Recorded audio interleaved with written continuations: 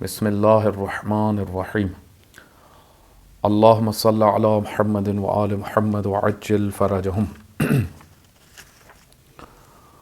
انشاءاللہ مومنین کرام، خداوند متعال کے لطف و کرم سے حضرت سیدہ فاطمہ الزہراء سلام اللہ علیہا کے خطبے کے کچھ حصے جن کے گزشتہ سال بھی بعض حصوں کی تفسیر کی تھی، انشاءاللہ توفیق ہوئی تو اس سال بھی ان ایام کے اندر ہی کہ جو آگے کچھ ہی دن بعد ولادت حضرت سیدہ فاطمہ الزہراء سلام اللہ علیہا بھی ہیں، جمادی الثانی میں سیدہ کی شہادت بھی ہے اور ولادت بھی ہے، تو انشاءاللہ خطبے کے مزید کچھ حصوں کے اوپر ہم تبصرہ کریں گے، اور اسی طریقے سے وہ دوسرا موضوع جو ہمارا اسماء سیدہ فاطمہ الزہراء سلام اللہ علیہا و القاب سیدہ کے اوپر جو تبصرہ جاری تھا، انشاءاللہ اس کو بھی مزید ہم آگے بڑھائیں گے، اور اللہ نے اگر اپنی رحمت ہمارے شامل حال کی تو انشاءاللہ بہت سارے موضوعات جو حضرت فاطمہ الزہراء سلام اللہ علیہا کی شخصیت کے متعلق ہیں ان کو بھی ہم ڈسکس کریں گے۔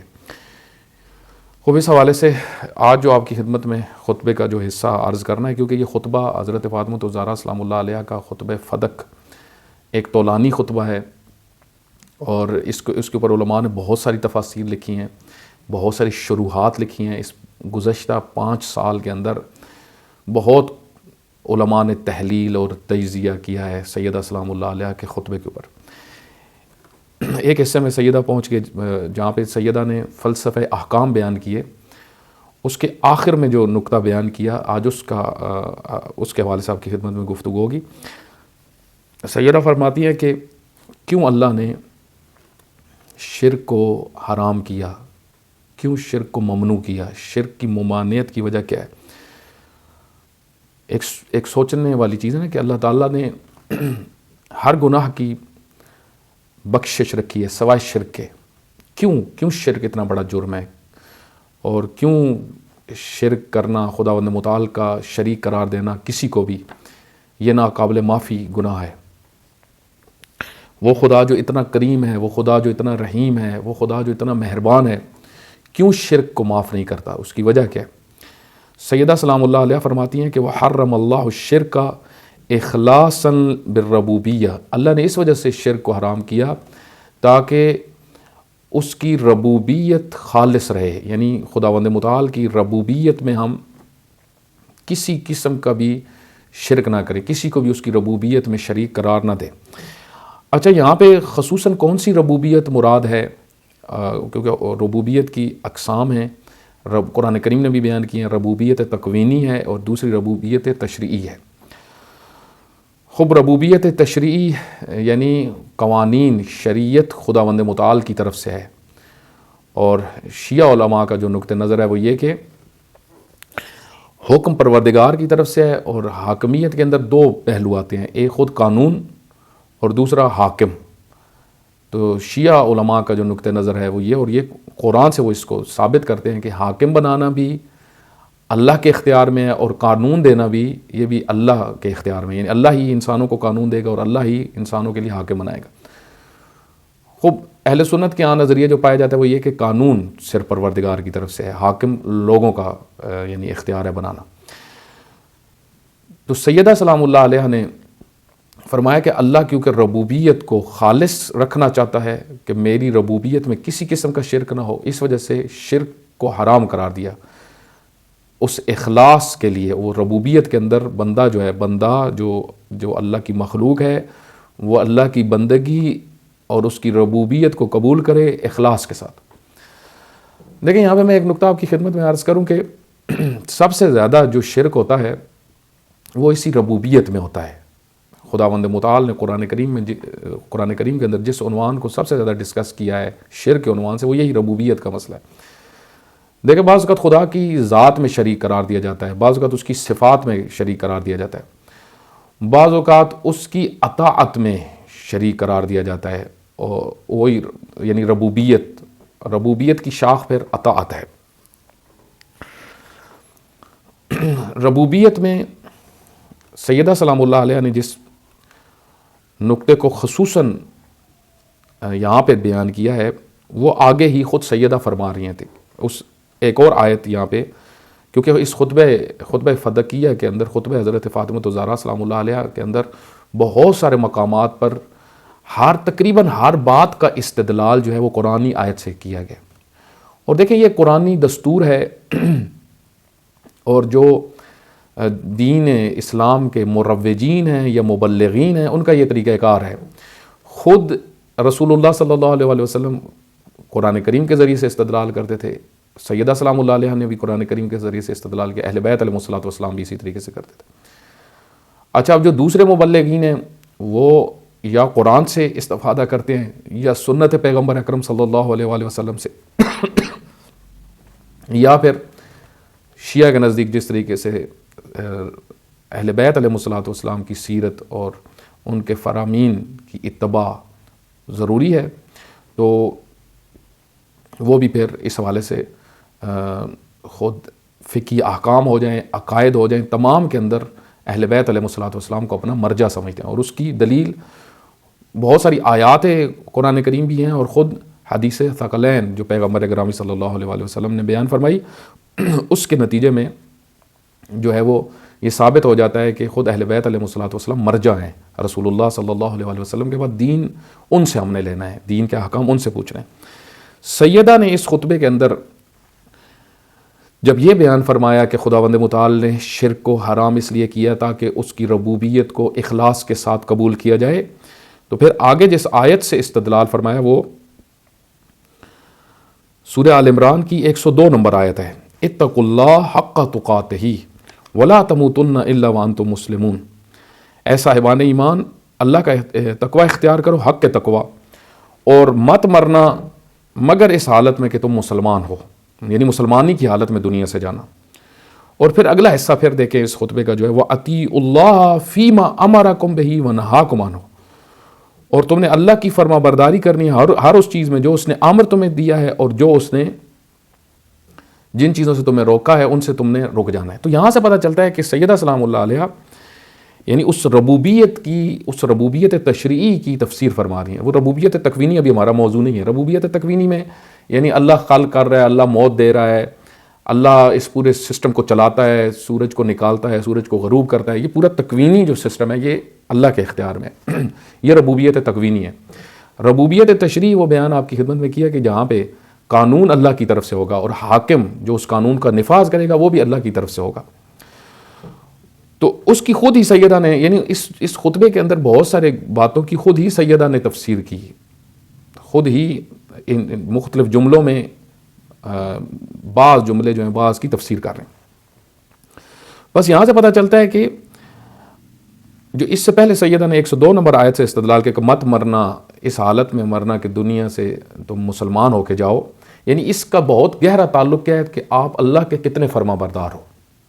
دیکھیں ہم میں سے ایک بڑی تعداد جو مسلمان گھروں میں پیدا ہوتے ہیں اور مسلمان ہیں اور پوری تاریخ میں رہے ہیں، تو مسلمانوں نے کوئی بتوں کی پوجا تو نہیں کی، ٹھیک ہے، واضح سی بات ہے، جو بتوں کی پوجا کرے تو اس کو تو مسلمان ہی کاؤنٹ نہیں کرتے. تو عموماً مسلمانوں نے کن چیزوں میں شرک کیا؟ عموماً مسلمانوں نے جو شرک کیا وہ اطاعت کے اندر شرک کیا، اطاعت غیر اللہ کی. اچھا، غیر اللہ کی اطاعت کیسے ہوتی ہے، غیر اللہ کے احکام کی فرما برداری کیسے ہوتی ہے، اس کے اوپر بہت سارے استدلال ہیں، وہ میں آپ کی خدمت میں عرض کروں گا کہ جو ہم غیر اللہ کی اطاعت کرتے ہیں کیسے کرتے ہیں زندگی کے بہت سارے شعبوں میں. لیکن یہاں پہ میں چند آیات اور آپ کی خدمت میں عرض کرتا ہوں تاکہ موضوع مزید کھل جائے. آپ دیکھیں کہ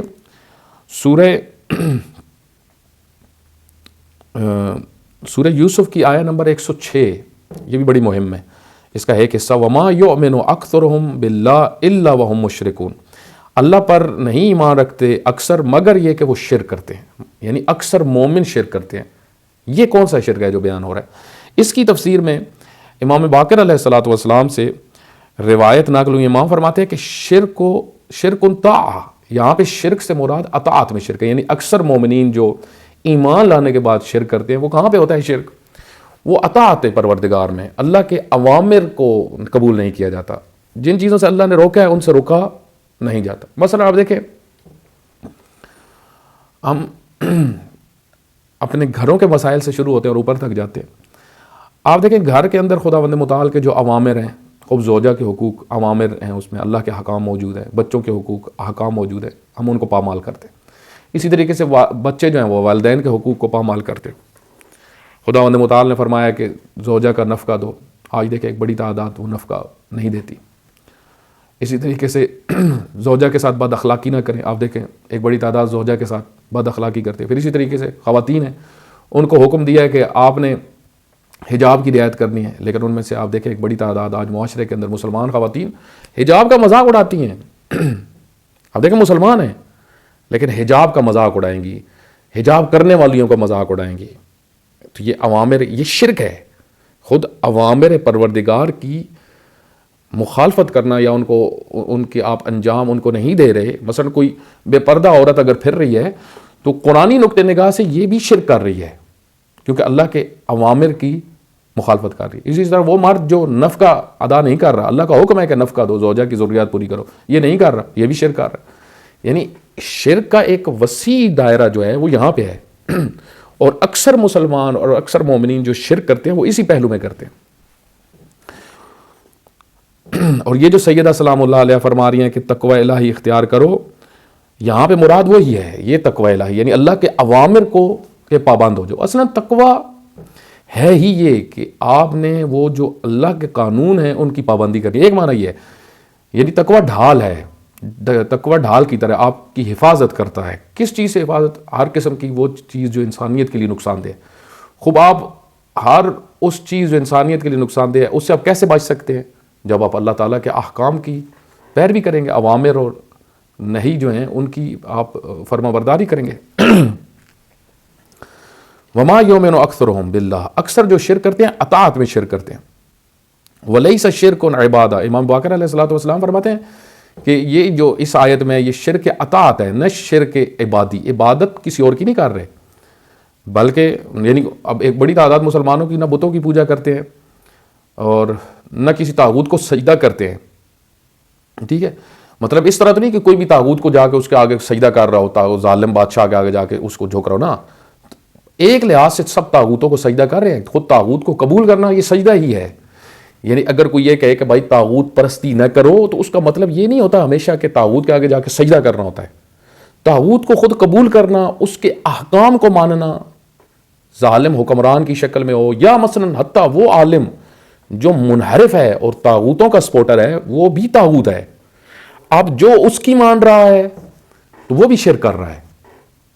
تو اس وجہ سے سیدہ سلام اللہ علیہ فرماتی ہیں وَأَطِيعُوا اللَّهَ فِيمَا أَمَرَكُمْ بِهِ وَنَهَاكُمْ عَنْهُ, اللہ کی اطاعت کرو ہر اس چیز میں جو اس نے تمہیں حکم دیا ہے کہ اس کو انجام دو, اور ہر اس چیز سے رک جاؤ جو اس نے کہا ہے کہ رک جاؤ. جو ایسا نہیں کرو گے تو پھر کیا ہوگا کہ اس کے نتیجے میں تم گویا ایسے ہی ہے کہ جیسے اس کی ربوبیت میں, اللہ کی ربوبیت میں مخلص نہیں ہو. اللہ کی ربوبیت میں مخلص ہونا یعنی جو اس نے حکام دیے ہیں, جس موضوع پہ, حکومت کیسی ہونی چاہیے, حاکم کیسا ہونا چاہیے, یہ سب اہل بیت علیہ الصلوۃ والسلام نے بیان کیا. خوب اسی طریقے سے قانون کیسے بننا چاہیے, کس طریقے سے بننا چاہیے, اس کے اصول کیا ہونے چاہیے, یہ بھی فقہ کے اندر بحث ہے. یہ بھی خود اجتہاد اس لیے ہے. یہ سارے موضوعات اسلام کے دائرے سے باہر آپ نہیں کر سکتے. آپ قرآن اور سنت اور فرامین اہل بیت علیہ الصلوۃ والسلام سے نکل نہیں سکتے. اس سے نکلیں گے آپ تو طاغوتی قانون آ جائے گا. ٹھیک ہے, آپ کہاں سے قانون کو اخذ کر رہے ہو؟ اگر قرآن اور سنت سے کر رہے ہو تو یہ قانون الہی قانون ہے, نہیں تو یہ طاغوتی قانون ہے. پھر آگے سیدہ سلام اللہ علیہ نے, یعنی یہ جملے میں سارے سیدہ سلام اللہ علیہ کے آپ کی خدمت میں پڑھتا ہوں. سیدہ فرماتی ہیں وحرم اللہ الشرک اخلاصا بالربوبیہ, یعنی یہ جو فلسفہ احکام ہے اس کا آخری حصہ ہے. یہاں پہ وہ تقریباً بعض علماء کہتے ہیں کہ فلسفہ احکام کا حصہ ختم ہو جاتا ہے. یعنی اللہ نے شرک کو حرام کیا اس لیے تاکہ تم اس کی ربوبیت میں مخلص رہو. اتقوا اللہ حق تقاتے, تقوی الہی اختیار کرو جو حق کے تقوی ہے. ولا تموتن الا وانتم مسلمون, مت مرنا اس حالت میں مگر یہ کہ تمہیں مسلمان ہونا چاہیے. ولا تموتن, مت مرنا مگر کس حالت میں کہ تم مسلمان ہو, مسلمانی کی حالت میں دنیا سے جانا. وَأَطِيعُوا اللَّهَ فِيمَا أَمَرَكُمْ بِهِ وَنَهَاكُمْ عَنْهُ, اور اللہ کی اطاعت کرو ہر اس چیز میں جو اس نے تمہیں امر دیا اور جس چیز سے تمہیں اس نے روکا ہے. فَإِنَّهُ إِنَّمَا يَخْشَى اللَّهَ مِنْ عِبَادِهِ الْعُلَمَاء, اور یاد رکھنا فقط اور فقط اللہ کی خشیت کون رکھتے ہیں؟ جو اہل علم ہوتے ہیں, جو علماء ہوتے ہیں, جن کے پاس معرفت ہوتی ہے, جن کے پاس شعور ہوتا ہے, وہ صرف اللہ کے احکام کی فرما برداری کرتے ہیں. جس کو علم ہی نہ ہو حلال و حرام کا تو وہ کہاں پہ فرما برداری کرے گا. آج آپ دیکھیں ہماری سوسائٹی میں ایک بڑی مشکل کیا ہے. ایک تو یہ ہے کہ لوگوں کو ایک بڑی تعداد کو حلال و حرام کا ہی نہیں پتہ. بزنس کر رہے ہوں گے, اس کے اندر تجارت کر رہے ہوں گے, اس میں حلال و حرام کی رعایت نہیں. اچھا بعض کو پتہ ہوتا ہے لیکن اس کا خیال نہیں رکھتے, پرواہ نہیں کرتے. یعنی دونوں مورد میں تقوی ضروری ہے. تقوی اس چیز کو بھی لیے ہوا ہے کہ آپ کو علم ہونا چاہیے کہ کون سی چیز حلال ہے, کون سی چیز حرام ہے. اور دوسرا پہلو یہاں پہ تقوی کا کون سا ہے کہ جب آپ کو علم ہے کہ یہ حلال ہے تو پھر وہی کھائیں, اور جہاں پہ آپ کو پتہ ہے کہ یہ چیز حرام ہے اس سے پرہیز کریں, اس سے روک جائیں. اور یہ واضح سی بات ہے کہ اہل علم کو ہی پتہ ہوگا. اہل علم جو صحیح شعور رکھتے ہیں دین کا, وہ پھر رک جاتے ہیں کہ یہ اس چیز سے, کیونکہ اللہ نے منع کیا ہوا, ہم نے اس کو انجام نہیں دینا. امام فرماتے ہیں کہ شرک, جو اطاعت میں شرک ہوتا ہے وہ کیا ہے؟ والمعاصی التی یرتکبون فہی شرک طاعہ. شرک طاعہ, وہ جو اللہ کی نافرمانیاں کر رہے ہوتے ہیں یہ در حقیقت اللہ کی اطاعت میں اور اس کی ربوبیت میں شرک کر رہے ہوتے ہیں. یعنی کسی اور کو شریک قرار دے رہے ہوتے ہیں. کس کو شریک قرار دے رہے ہوتے ہیں؟ بعض اوقات نفس, اپنے نفس سے امارہ کو اللہ کا شریک قرار دیتے ہیں. شرک کسی کو کہتے ہیں نا کہ اللہ کی ذات میں کسی کو آپ شریک بنا دیں, اس کو شریک قرار دیں. اللہ کی صفات میں کسی کو شریک قرار دیں, اللہ کے افعال میں کسی کو شریک قرار دیں, یا اللہ کی ربوبیت میں کسی کو شریک قرار دیں.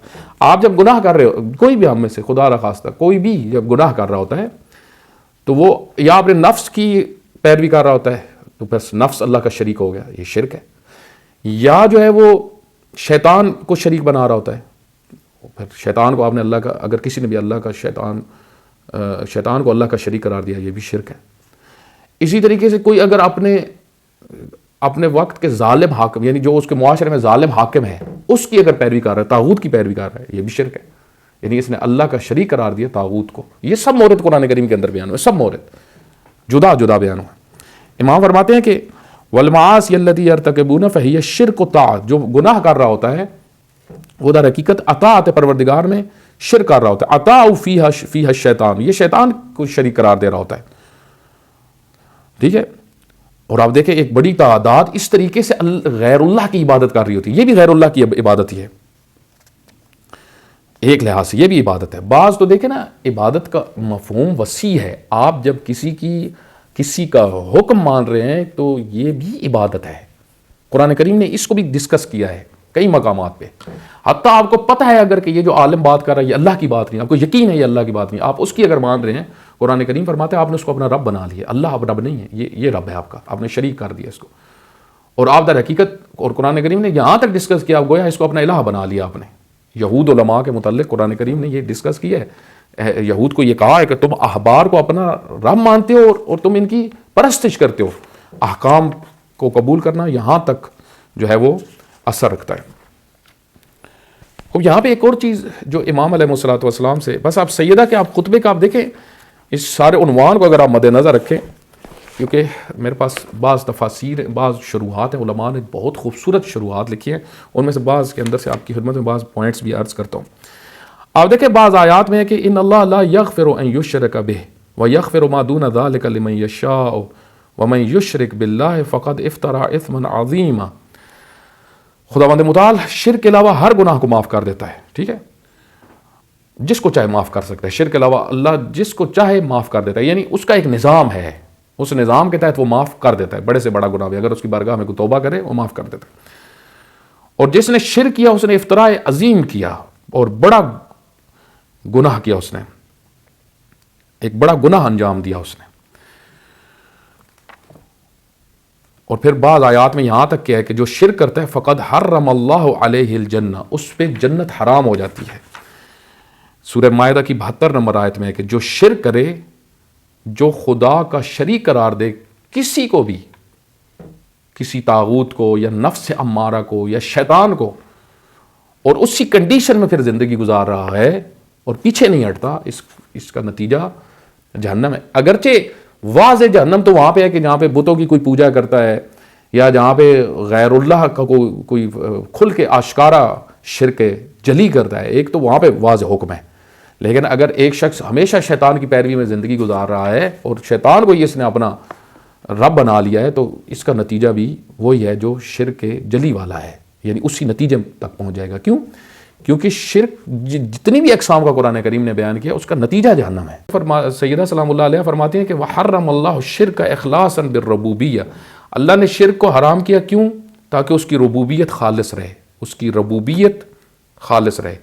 اور پھر آگے آیت کون سی تلاوت فرمائی؟ اتقوا اللہ حق تقاتہ ولا تموتن الا وانتم مسلمون، اللہ کا تقوی اختیار کرنا، حق کے تقوی، ولا تموتن الا وانتم مسلمون، اور مت مرنا مگر اس حالت میں کہ مسلمان ہو کے دنیا سے جاؤ۔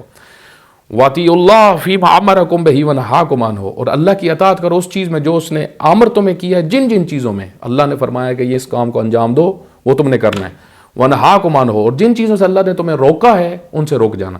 آپ دیکھیں اگر پچھلا حصہ جو بی بی بیان فرما دی ہیں اور یہ حصہ آپ دیکھیں وَأَطِیعُوا اللَّهَ فِيمَا أَمَرَكُمْ وَنَهَاكُمْ عَنْهُ، یہ گویا گزشتہ حصے کی تفسیر کر رہی ہے جو میں نے آپ کی خدمت میں عرض کیا۔ یعنی در حقیقت حق تقوی یہ ہے کہ اللہ کے اوامر اور جن چیزوں سے اس نے منع کیا ہے ان سے رک جانا، اور جو اس نے کہا ہے کہ انجام دو ان کو انجام دینا، اور جن چیزوں سے اس نے کہا ہے کہ رک جاؤ ان سے رک جانا، یہی در حقیقت حق تقوی ہے۔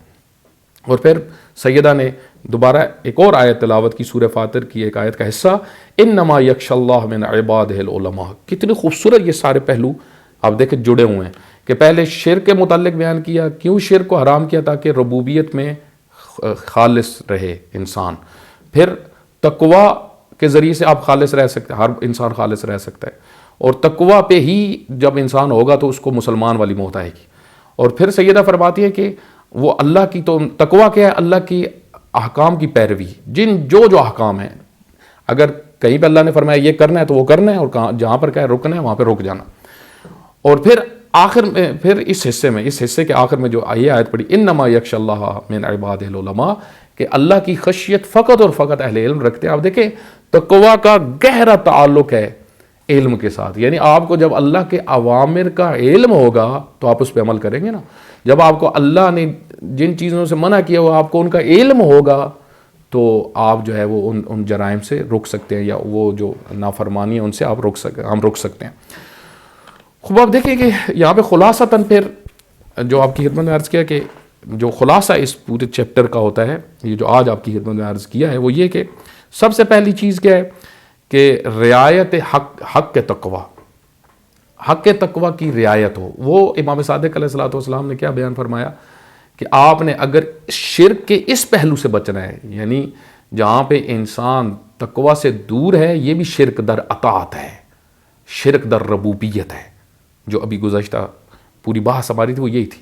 یعنی اس شرک در ربوبیت سے بچنے کے لیے آپ نے کیا کرنا ہے؟ تقوی الہی کو اختیار کرو۔ اور تقوی کیسا؟ حق کے تقوی۔ اور حق کے تقوی امام صادق علیہ الصلوۃ والسلام فرماتے ہیں کہ جہاں پہ آپ کو نہیں ہونا چاہیے وہاں پہ نہ ہو، اور جہاں پہ اللہ چاہتا ہے کہ آپ کو ہونا چاہیے وہاں پہ ہم نظر آئیں، یہ حق کے تقوی ہے۔ اللہ نے جس چیز سے منع کیا اور جہاں پر جانے سے منع کیا اور جس کام سے منع کیا آپ اس کو چھوڑ دیں گے، اور جہاں پہ اللہ نے کہا حاضر تمہیں ہونا چاہیے وہاں پہ اگر آپ حاضر ہو جائیں گے تو یہ تقوی ہے، حق کے تقوی ہے۔ وَآن کمال تقوی، اور جو کمال تقوی ہے وہ ایمان اور عمل صالح اور خلوص کے ذریعے سے آتا ہے۔ یہ چیزیں جب انسان کے پاس ہوں تو اس طریقے سے آتا ہے۔ اچھا، دوسرا پوائنٹ جو سیدہ سلام اللہ علیہ نے بیان فرمایا اس سے کیا ہم حاصل کر سکتے ہیں، وہ یہ کہ انسان کو حالت تسلیم میں ہونا چاہیے۔ وہ جو آیت سیدہ نے تلاوت فرمائی اس کا نتیجہ کیا نکلتا ہے؟ یعنی تمہیں ہمیشہ حالت تسلیم میں ہونا چاہیے۔ مسلم الاسلام ہوا تسلیم، مسلمان ہے ہی وہ جو تسلیم کی کنڈیشن میں، یعنی ہمیشہ تم اللہ کے احکام کے پابند رہو، ہر قسم کے احکام، سیاسی احکام ہو، اقتصادی احکام ہو، تجارت کے متعلق احکام ہو، فیملی میں کیسے رہنا ہے احکام ہو، اخلاقی احکام ہو، جو قوانین پروردگار کی طرف سے آئیں تمہیں ان کے آگے تسلیم ہونا چاہیے اور تمہیں ان کے مطابق زندگی گزارنی چاہیے۔ دیکھیں آپ جس ماحول میں سیدہ سلام اللہ علیہ یہ خطبہ ارشاد فرما رہی اس ماحول میں بنیادی مشکل جو مسلمانوں کی تھی وہ یہی تھی کہ وہ کنڈیشن جو تسلیم والی ہے اس پہ نہیں تھے۔ اور پھر تمہیں اس تسلیم کی کنڈیشن میں دنیا سے جانا ہے، کیونکہ اگر تم اس تسلیم کی کنڈیشن میں نہیں ہوگے تو پھر تمہاری آخر جو زندگی کا اینڈ جو ہے وہ عاقبت بالخیر نہیں ہوگی، یہ مشکل پیش آئے گی۔ اس کے بعد تمہیں ہمیشہ اطاعت پروردگار میں زندگی گزارنی ہے، اس کے اوامر اور اس کی جو جن چیزوں سے نہ روکا ہے، اور اسی طریقے سے انجام واجبات اور فرائض دینی جو ہیں ان میں تمہیں آگے آگے نظر آنا چاہیے۔ اس کے بعد تمہیں تقوی قلبی اور خشیت پروردگار اپنانی چاہیے، اور جو علم کے ذریعے سے، علم اور معرفت کے ذریعے سے آپ حاصل اور ہم حاصل کر سکتے ہیں۔ اور ایک اور آخری پوائنٹ وہ یہ کہ اپنی معرفت کی سطح اوپر لے گئے، جس طرح سیدہ سلام اللہ علیہ نے جو آیت پڑھی نا، انما یخشی اللہ من عبادہ العلماء، یعنی اللہ کے احکام کے پیرو وہی ہو سکتے ہیں، پابند وہی ہو سکتے ہیں جن کے پاس علم و معرفت ہو۔ تو بس علم و معرفت میں ہمیں آگے نکلنا ہوگا۔ جب ان چیزوں میں ہم آگے نکلیں گے تو پھر صحیح معنی میں ہم خداوند متعال کی اطاعت کر سکتے ہیں۔ آپ دیکھیں، بس ہماری جو ساری بات ہے اس کا خلاصہ کیا ہو گیا کہ انسان، اللہ تعالیٰ نے انسان کے لیے جو سسٹم پہ بیان کیا اس میں کئی قسم کے شرک ہیں، ان شرکوں سے بچنا ہے۔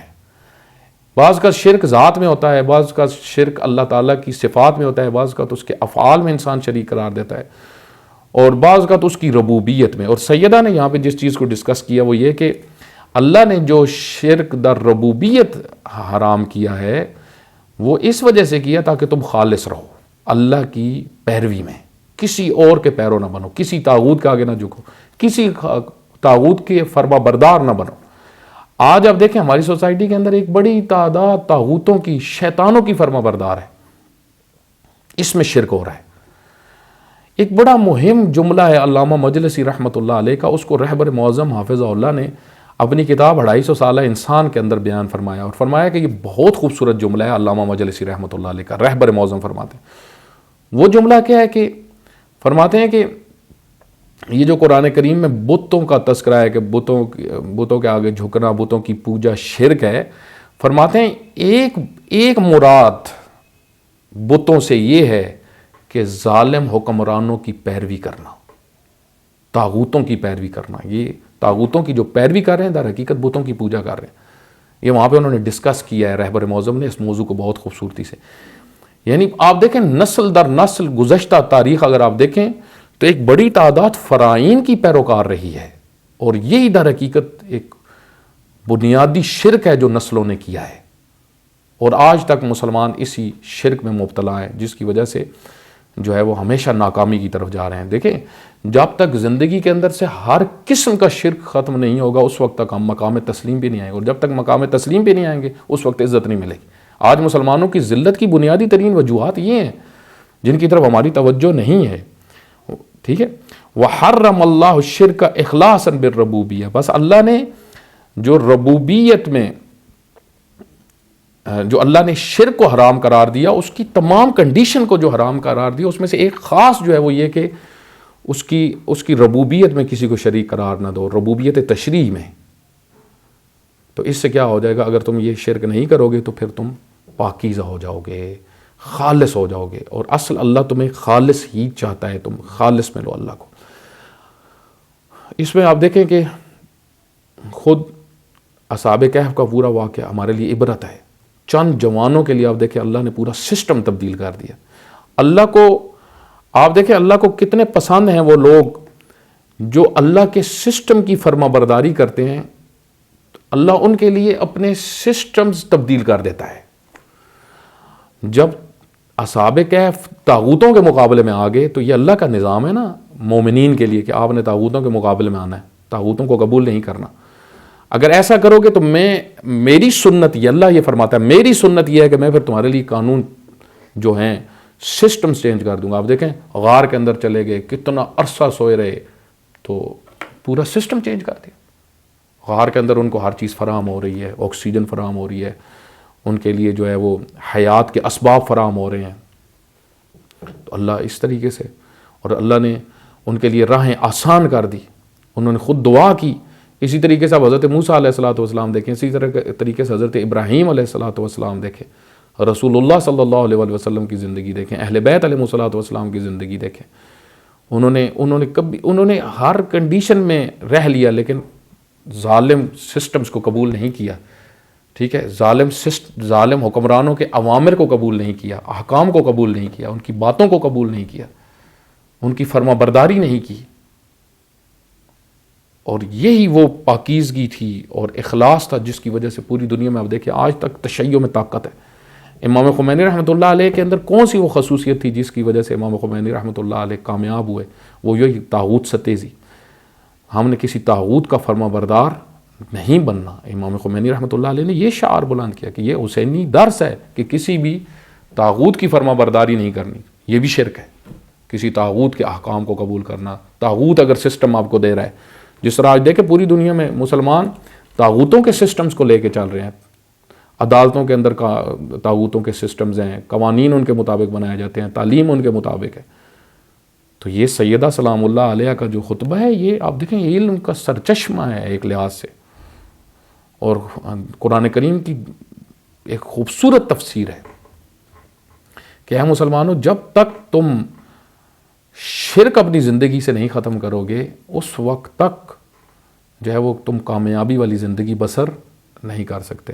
آج ضرورت ہے ہم سیدہ سلام اللہ علیہ کی آئیڈیالوجی کو سمجھیں، سیدہ سلام اللہ علیہ کی توحید کو سمجھیں، سیدہ سلام اللہ علیہ کے اخلاق، ان کے اسوہ، ان کے کردار، ان کی افکار جو ان کے خطبے کے اندر موجود ہیں، ان کی طرف ہماری توجہ، جب ان کی طرف توجہ ہوگی تو اس وقت ہماری سوسائٹی سے یہ جتنی مشکلات ہیں وہ ختم ہوگی۔ ورنہ ایام فاطمیہ کے اندر دیکھنے میں آیا کہ ایک بعض تعداد ایسی ہے، انشاءاللہ میں اس حوالے سے بھی گفتگو کروں گا، بعض لوگ ایام فاطمیہ میں اوامر الہی کی مخالفت کر رہے ہوتے ہیں، ممبر کے اوپر سے احکام پروردگار کی مخالفت کر رہے ہوتے ہیں، اللہ نے جن چیزوں سے روکا ہے ان چیزوں کو انجام دے رہے ہوتے ہیں۔ تو یہ بہت دکھ کی بات ہے۔ سیدہ کیا فرماتی ہیں کہ اللہ نے شرک کو حرام کیا اس لیے تاکہ اس کی ربوبیت میں خالص رہ سکو، اور اس کی ربوبیت کیا ہے؟ اس کے احکام کے پابند بن سکو۔ خداوند متعال ہم سب کو علم و عمل کی توفیق عطا فرمائے۔ وصلی اللہ علی محمد وآلہ الاطہار۔